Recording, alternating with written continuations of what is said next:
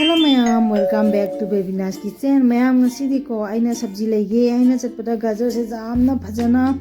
ngasang ang ba gajar se thome ba ko ado ai shu laure kilo ani gumba lauraga gajar se poraga sing ni sing siga tingduga chamdhoe ba ko madi lengoi gi saruk khara napado ado ro sing na tinghala chamdhoga di mek sing na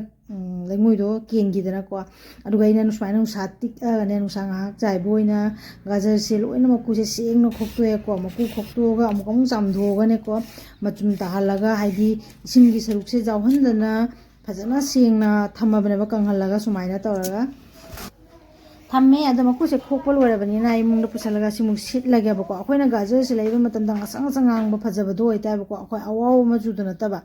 अदुदना गाजर से सुमाइना लोइना सिटले बको होइ सिटनबगी अलनबदो मागे दो अदुगा खरा सिटलिने बको अदुआ जामसु फजना चांग अमतदा लोइना सिटले अदो जेंगदसु दुम खंगांगने बको अदो महिगी इसिंगी सरुक जावना चनप चनप लावदो ओइदे बको अखोगी दुम फ्रा फ्रा ओइबगी चांगदो सुमाइना से असुमाइना असिगी चांग सिगा इना लोइना गाजर से सिटले अदुगा असिगिदमक्ता इना हुजी अमकमु खांग अमा लौरेको खांग सिगा इना हापिसे घी खरा लौजरेको घी सिसु इना जुमदा सेमजबा घी नेबको अरो जानो मनम सुनुंगसी घी से असिगा घी सिगा इना हापचलगने गाजर से हाइपेतंग औथोगेबको अरो असागी इना गाजर से सेम मतमदा मागी इसिंगी सरुक्तो अमाबाव जावहंदबिदा कंगना तौरगा सिटखिबनिना नेको मा इसिंगी सरुक्ति जामना थोकला रोय अदुमपु जेंगसी खांसिगा हापचलगा जामेबको अइना सिलिबा गाजर से किलोनीना अदो अहानबगी खरा से हापचलगा हाइफेतंग पथारागा अनिरक थोंना हापचनदुइनेबा हाइदि मतुंगदा अमकमु लेहौरिबा खरा दुमोइना हापचलगे हाइदना तौइनेबको अदो सिसे हाना खरा ओटलगाने पथहनखिगे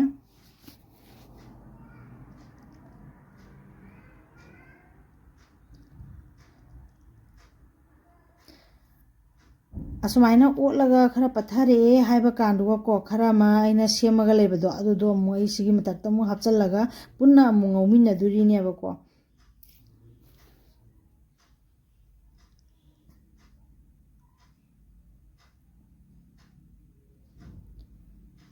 सिले हुरिबा खरा दुम हापचलले अदो कोइ सब्जी ngौबो दुमाइने इसिंग मत थोकलागा चोचो लावबदुदि ओइरोयबको अदो असे खतंग मोंधानगी केको अदो सुमाइना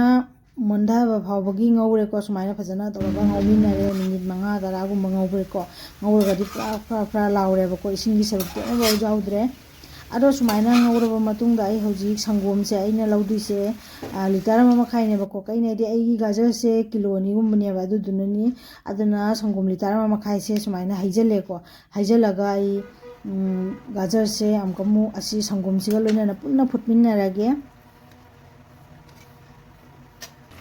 असे हाक सौगलक ngaइरेको अदो जामना फजना सौगले से मयाम अदो पाखतपसु ओइदेबको हाइदि संगोम से पाथदना ताबदो ओइदेबको अदो से सुमाइ तौरगा आई असे संगोम सिना कंगो फावबगी पन 15 मिनिट गुम्बा आई फुटलागेबको अदो ngaकदै ओपे मथौ ताबा कइनै मखारा कासनग्रगदि नुंगाइरेबको अदो काबुदि कादे गने घी खरा तैगिबनिना काबो ओइदेबको सु काबा थोदि आइनाने ngaकदै दि जामना ओपिबा ताबा सुमाइना ओलागा मही सिजु खरा खरा कंजनबा होरेको असिगा जाउरबा संगोमगी सरुकसे पूरा कंजनबा फावबा ngौरगे अदो ngौद्रिङेदा हानबदा आइना चिनी से 100 ग्राम की चांगदैना चिनी से हापचलगा जाय सनजरेको अदो अदुगा सिसुमु ngौरगा मागी इसिंजे कंगबा फावबा ngौरसि मयाम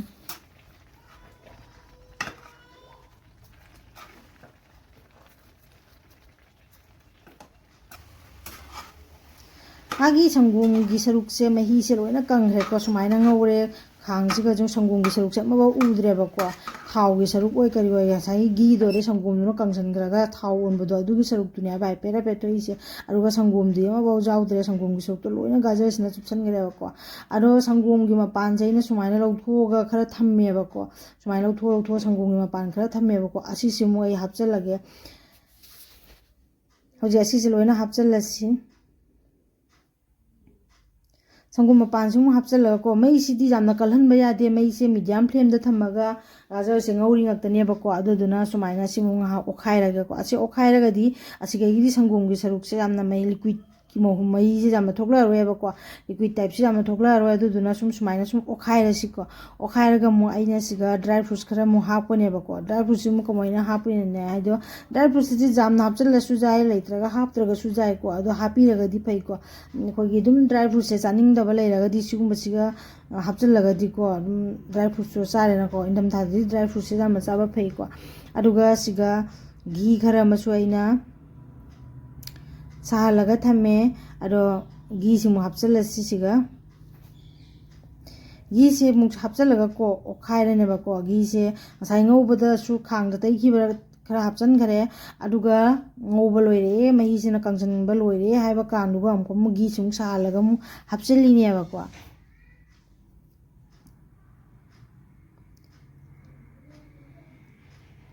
असिगा हमको मु अथुंबगी महाउ से हेनबगी ना आइना हापिसे इलायची खरा म चाइसिनजरे इलायची से चाइसलगा फजना उखाइबा इलायची से हाना हापचलगदी मागी इलायची की मनम अमा लेबदो अदुगी मनमदो खरा वाथैयबको अदुदुना लोइरकप मतमदा हापिबा ताबा ड्राई फ्रूट्स सिंजे सुमाइना आइना लोइना अखरोटने अलमोने बादामने अमदी काजू बादामने तौरगा थम्बनेबको अदो हमको मु सुमाइना मु खरा खरा लोइना उफल्लेबको हाइफेर हाइफेर सुगाइरगा ने क्रश तौथोगा थम्मे अदुगा असिगे मथक्ता मु चाइसिनजरेको चाइसलगा हौजी हमको मु असिसे खरा मु उखाइरगे हापखरेजिना अखरोट हापखरेको असना काजू बादाम हापचले हौजी अलमोंड मु हापचलगेको सुमाइना तौरगा असिदी स्किप तौरसु जायबको जामना हापा लिकना हापसे इसागे मतुंगिननी आई खरा जाम हापचलगा असि हमको मु फजना ओखाइरेबको फजना ओखाइरबा मतुंगदा हमको मु असिसे पुरा लेते मानहलगा असिगे मथक्ता मु हमको मु ड्राई फ्रूट्स सिना खरा हमको मु गार्निश तौजरगे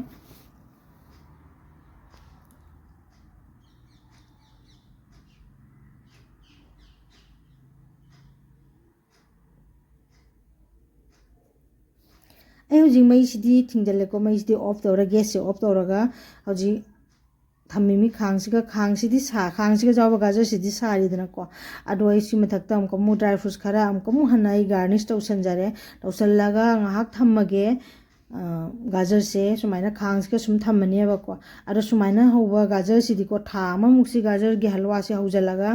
स्टील की पात्र अमदा फजना तौरगा थम्बा जायबको सुमाइना सुम थम्मगा खजि खजि नोमगे लौथुगा चाबदा करिमबो अमांगबा लेतियबको अचांगदा अदुइ मथक्ता हमको मु गाजर गे हलवा सिदी इंगिंगेगिसु चाबा हावेबको अदो सुमाइना तौरगा आइना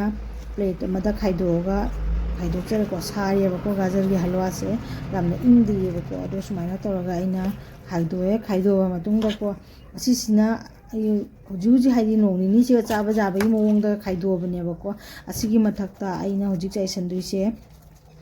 अखोइगे कोकोनट की पाउडर रो अदुदो अखोइगे जुबी की पाउडर दो खरा मु चाइसलगे सुमाइना जुबी की पाउडर चाइसनबसिदी दुम नोंनिनी की मनुंगदा चाथोकपा जायबको अदुवा कुइना नोंनिनी थंगदबा थामुक थंगदबा दुगी मथक्तादि आई सुमाइना जुबी की पाउडर से चाइरोयबको अदुनि मैमसिना जुबी चाइबगी दो लेरेको अदुगा असोमदा जुबी चाइदबा आइना स्टील दा खाइदोपसु लेबको स्टील गी टिफिन अमदा खाइदोपसु ले स्टील गी टिफिन दुगा फजना चेन मखुम खुमजनबिरगा फ्रिज दा थमगदी था अमसु सुमाइना चाबा जायबा नोमगी खजि खजि आंगांगी टिफिन दा सुम हापिबा जारे अरो कोइना सुम खजि खजि नोमगी चाबा जारे सुमाइना तौना सरुक अनि थोना खाइदोए असिगा टिफिन सिगा खाइदोपसिना आई थिंजलगा को थामुक थंबा जाबई मोंगा थमगिदोरबनी अदुगा असिसिना जानिंग मतमदा नोंनिनी से सुम चाथोकपा जारनी मैया अदो मैया हलवा सिसु होबा लोइरेको से सुमाइना तौरगा मथक्ता जुबी पाउडर ने बैना चाइसलिसे अदो मैया फजद्रा दो अदो सुमाइना होरगदी था मुक्से सुम फ्रिज रोंग हापचलगा थम्मगा दुम चाबा जाके सुमबो पुंबा ओइदेबको अदो हलवा सिदी एमनेसु इंगिंगगी चाबना हाउबे हेलेबको अदो इंदम थाददी एमने हलवा चाबसे amna हाउरी अदो मैया सोइदना ट्राई तौबिरो अरे मैम ये चैनल असिबु अनौबै चिनाउना जिंगबिरगदी प्लीज सब्सक्राइब तौबियो अदुगा अदगी सब्सक्राइब तौबिरबा चिनाउपनोबसु आइना थैंक यू हाइजरी प्लीज चैनल असिबु आई चैनल असिबु सपोर्ट तौबियोको मथंग दमु अनौबा वीडियो मु पुजागा लाक्चरगे ngasiगिदि मतांग असिदा लुइसिनजरगे बाय मैम थैंक यू।